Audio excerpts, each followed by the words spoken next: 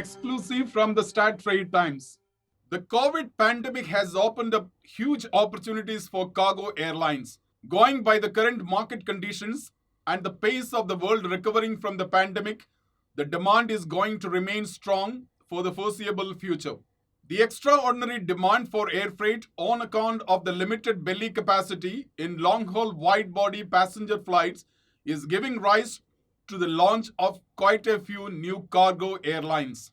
The latest one is the soon to be launched Alice Cargo Airlines, an Italian cargo airline to be based out of Milan Malpensa Airport in Italy. The airline has already leased two Boeing 777-200ER aircraft from Boeing Capital Corporation. The first of the two aircraft, a passenger to freighter or cargo only passenger planes with passenger cabins devoid of seats, has arrived in Milan, and the Alice Cargo management expects to get the AOC as quickly as possible. The second aircraft is expected to arrive shortly. Alice Cargo expects to start charter operations connecting Italy, a country that has huge exports with Northeast Asia and the US. The cargo airline is owned by the Leali Group, a well-known Italian family business group that founded Air Dolomiti, a low-cost Italian carrier that is now part of the Lufthansa Group. The group also owned and operated now defunct Cargo Italia, an Italian cargo airline that began operating in 2006 with 4 freighters. It ceased flying in 2008 due to financial problems, but it was revived in 2009 and began cargo operations with a single MD-11 freighter. But that too came to an end in 2011. Alice Cargo has appointed well-known air cargo professional Ulrich Augerman as the chief commercial officer. Augerman was the CEO of Cargo Logic Germany. He left the Volga Dnieper Group company to join the Leali Group to launch Alice Cargo. Augerman in the past held top positions at Qatar Airways as the chief officer cargo, and prior to that at Cargolex International as its president and chief executive officer. I spoke to Augerman and asked him the rationale for the launch of a new cargo airline and what gives him the confidence that it will be economically viable to start a cargo airline with a few freighters or cargo only passenger planes.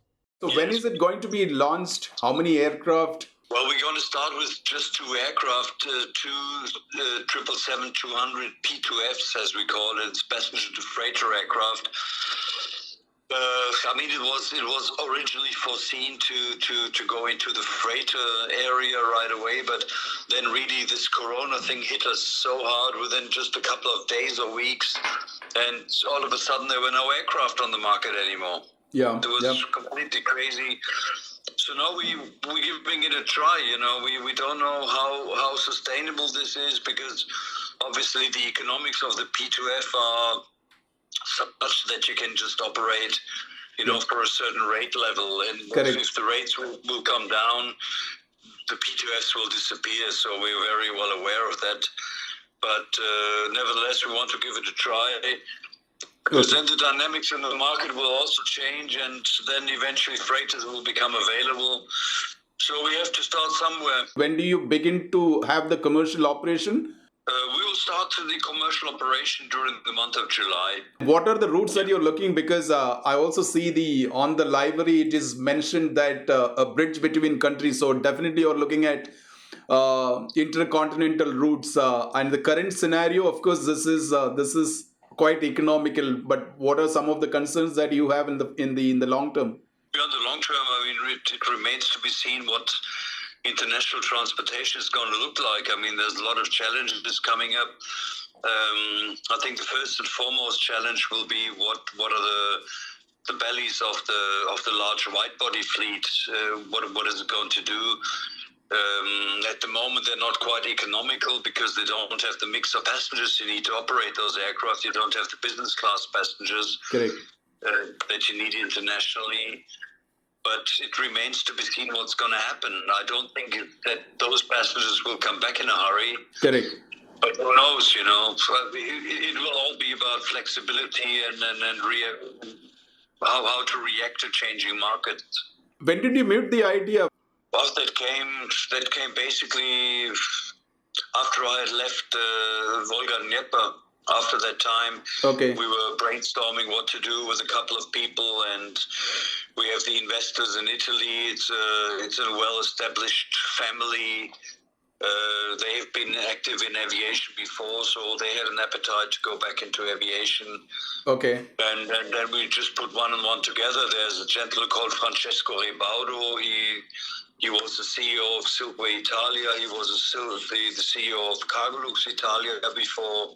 Yeah. So he has a lot of knowledge about, how to register aircraft, how to get an AOC, all these kind of things. So we all teamed up together, and here we are.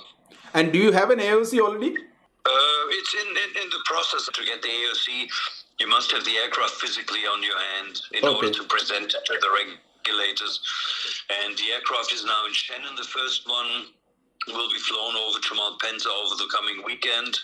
Okay. And the second aircraft will arrive 1 week later. And then once the first aircraft is there, the authorities will inspect it, and we have no real doubt that we will pass all the regulatory checks. Okay. So we should have the AOC on hand next week. And you are leasing it from the Boeing Capital Corporation? Yes, correct. Okay. And is the second one also coming through them? Same. This is a passenger aircraft, and this is the 777-200ER. And this is typically what is called in the COVID days the Praetors, cargo only passenger plane. So will you be removing the seats in the passenger cabin? The seats are already gone, so we make use of the main deck. Okay. Which is quite good especially for e-commerce, because then you have the volume there. Correct. Uli, what is the scene? Are you looking for either passenger to freighter, basically the converted freighters in the long term? Are you looking at the 777-300 ERSF, which is actually being converted by IAI, GCAS? Are you looking at some of those versions right now? We are looking at anything that can fly and that gives us a freighter, whatever it is. Okay.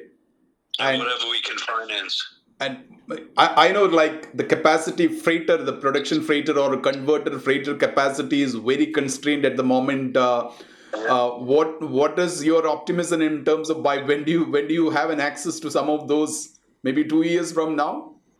Very difficult to say. It's real speculation what's going to happen. We know about the scarceness of slots for conversions. Yeah. But I'm pretty sure that there will be movement in the market taking place. Once this whole Corona thing will somehow come to an end, we might come to a new equilibrium in the market, and that might free up opportunities. We just don't know. But honestly, we are also guessing. We're just taking a bit of a risk. Okay. Here at the moment. You are in it for a long term, and you would want to have maybe a mix of pure freighters in your fleet. Absolutely. And you are looking at all kinds of, like, 767, if not the production, at least the converted freighters where 767 or 777.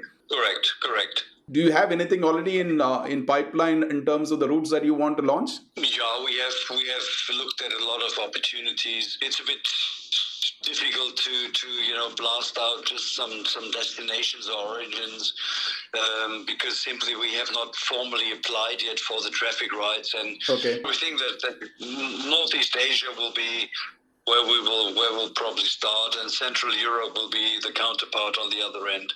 This is all for the moment. For the latest news on air freight, keep visiting stattimes.com. Follow us on Twitter, LinkedIn, Facebook, and Instagram. Visit and subscribe our YouTube channel for exclusive one-to-one interviews with global logistic leaders and for recordings of all our past webinars and virtual conferences.